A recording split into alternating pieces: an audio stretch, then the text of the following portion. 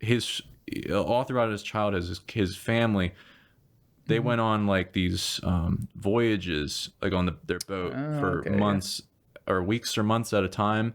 I think months at a time, and like during seasons, and I think they wouldn't do any chess or anything, and all of his competitors would be playing chess and like practicing different moves, and he would spend months not doing any of it, completely away from his craft, which is counterintuitive, right? Yeah.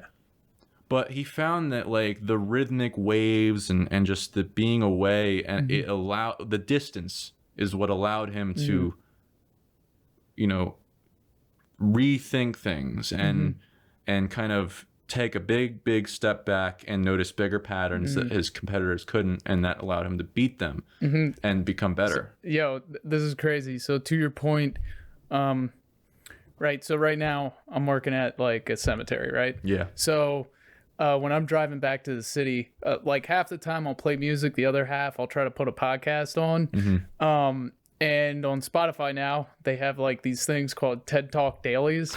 And for the love of God, I can't remember the guy's name, but this guy was just talking about this. And what it was the title of the talk was like, can you specialize in a craft too early?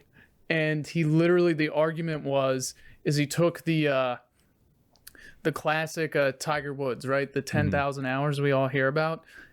He took that narrative where it's like you start a craft when you're really young and you put as much time in as you can. So by about, 20, 21, you'll be a master at that craft and you'll go really far in the field. And then his argument, which was the counter argument to that, was talking about individuals that actually took more time to try more different, whether you want to call them hobbies, sports, crafts. They took more time kind of in their early years of life to kind of explore, develop, have fun. And he said these individuals, in the short term, the Tiger Woods will make more money, right? Because they'll come right out of college or something. They'll have a skill set, a more developed skill set. But when you start to look at these people over the long term, about like 6 years into their career, they'll quit.